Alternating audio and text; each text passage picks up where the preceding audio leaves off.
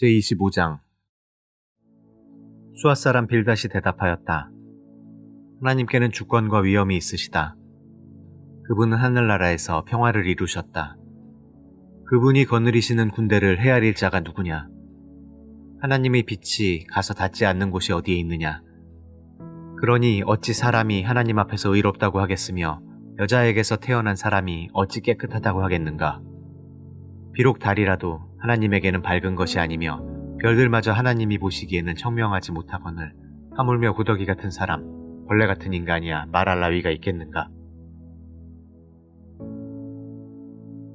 제26장 욥이 대답하였다. 나를 그렇게까지 생각하여 주니 고맙다. 나처럼 가난하고 힘없는 자를 도와주다니. 너는 우둔한 나를 잘 깨우쳐 주었고 네 지혜를 내게 나누어 주었다.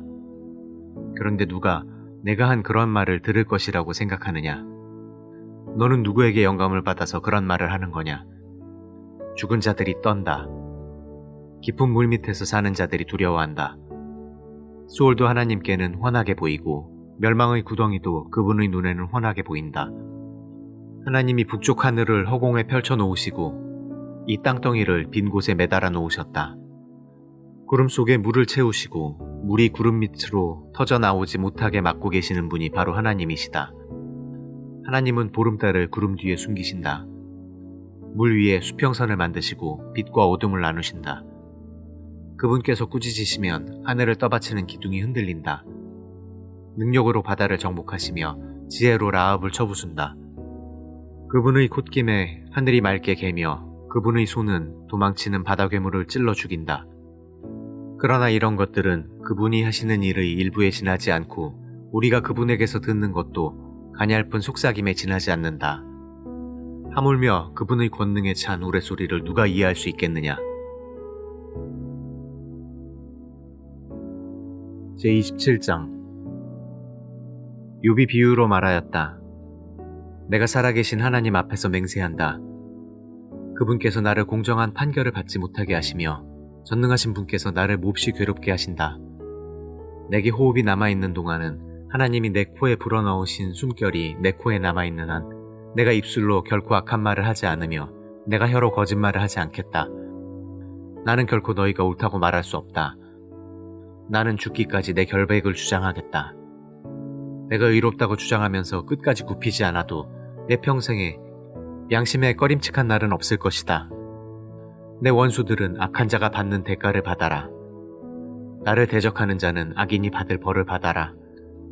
하나님이 경건하지 않은 자의 생명을 끊고 그의 영혼을 불러가실 때에 그의 희망이란 과연 무엇이겠느냐?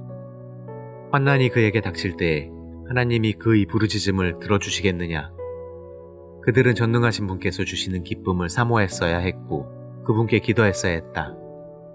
날더러도 하나님의 응답이 얼마나 큰지 가르치라고 해보아라. 전능하신 분께서 계획하신 바를 설명하라고 해보아라. 그러나 그만두겠다. 이런 일은 너희도 이미 알고 있는 것이 아니냐. 그런데 너희는 어찌하여 그처럼 터무니없는 말을 하느냐. 하나님이 악한 자에게 주시는 벌이 무엇인지 전능하신 분께서 폭력을 행하는 자에게 주시는 벌이 무엇인지 아느냐. 비록 자손이 많다 해도 모두 전쟁에서 죽고 말 것이다. 그 자손에게는 배불리 먹을 것이 없을 것이다. 살아남은 사람은 또 연병으로 죽어 매장되니 살아남은 과부들은 기가 막혀서 울지도 못할 것이다. 돈을 셀 수도 없이 긁어 모으고 옷을 산더미처럼 쌓아놓아도 엉뚱하게도 의로운 사람이 그 옷을 입으며 정직한 사람이 그 돈더미를 차지할 것이다. 악한 자들이 지은 집은 거미집과 같고 밭을 지키는 일꾼의 움막과 같다. 부자가 되어서 잠자리에 들지만 그것으로 마지막이다. 다음날에 눈을 떠보면 이미 알거지가 되어 있다. 두려움이 홍수처럼 그들에게 들이닥치며 폭풍이 밤중에 그들을 쓸어갈 것이다. 동풍이 불어와서 그들을 그 살던 집에서 쓸어갈 것이다. 도망치려고 안간힘을 써도 동쪽에서 오는 폭풍이 사정없이 불어닥쳐서 그들을 날려버릴 것이다. 도망가는 동안에 폭풍이 불어닥쳐서 무서운 파괴력으로 그들을 공포에 떨게 할 것이다. 제28장 은을 캐는 광산이 있고 금을 정련하는 재련소도 있다. 철은 흙에서 캐어내며 우리는 광석을 녹여서 얻는다. 광부들은 땅속을 깊이 파고 들어가서 땅속이 아무리 캄캄해도 그 캄캄한 구석구석에서 광석을 캐어낸다. 사람이 사는 곳에서 멀리 떨어진 곳, 사람의 발이 가 닿지 않는 곳에 사람들은 갱도를 판다. 줄을 타고 매달려서 외롭게 일을 한다. 땅 위에서는 먹거리가 자라지만 땅속은 같은 땅인데도 용암으로 들끓고 있다. 바위에는 사파이어가 있고 돌가루에는 금이 섞여 있다. 솔개도 거기에 이르는 길을 알지 못하고 매의 날카로운 눈도 그 길을 찾지 못한다. 겁없는 맹수도 거기에 발을 들여놓은 일이 없고 무서운 사자도 그것을 밟아본 적이 없다. 사람은 굳은 바위를 깨고 산을 그 밑 뿌리까지 파들어간다. 바위에 굴을 뚫어서 각종 신기한 보물을 찾아낸다. 강의 근원을 찾아내고 땅에 감추어진 온갖 보화를 들추어낸다. 그러나 지혜는 어디에서 얻으며 슬기가 있는 곳은 어디인가? 지혜는 사람에게서 발견되는 것이 아니다. 사람은 어느 누구도 지혜의 참 가치를 알지 못한다. 깊은 바다도 나는 지혜를 감추어 놓지 않았다 하고 말한다. 넓은 바다도 나는 지혜를 감추어 놓지 않았다 하고 말한다. 지혜는 금을 주고 살 수 없고 은으로도 그 값을 치를 수 없다.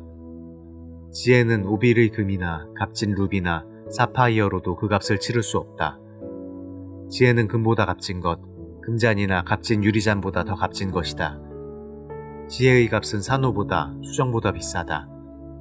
지혜를 얻는 것은 진주를 가진 것보다 값지다. 에티오피아의 토파즈로도 지혜와 비교할 수 없고 정금으로도 지혜의 값을 치를 수 없다. 그렇다면 지혜는 어디에서 오며 슬기가 있는 곳은 어디인가? 모든 생물의 눈에 숨겨져 있고 공중의 새에게도 감추어져 있다. 멸망의 구덩이와 죽음도 지혜를 두고 이르기를 지혜라는 것이 있다는 말은 다만 소문으로만 들었을 뿐이다 하고 말한다. 그러나 하나님은 지혜가 있는 곳에 이르는 길을 아신다. 그분만이 지혜가 있는 곳을 아신다. 오직 그분만이 땅끝까지 살피실 수 있으며 하늘 아래에 있는 모든 것을 보실 수 있다. 그분께서 저울로 바람의 강약을 달아보시던 그때에, 물의 분량을 달아보시던 그때에, 비가 내리는 규칙을 세우시던 그때에, 천둥 번개가 치는 길을 정하시던 그때에, 바로 그때에 그분께서 지혜를 보시고 지혜를 칭찬하시고 지혜를 튼튼하게 세우시고 지혜를 시험해 보셨다. 그런 다음에 하나님은 사람에게 말씀하셨다. 주님을 경외하는 것이 지혜요, 악을 멀리하는 것이 슬기다.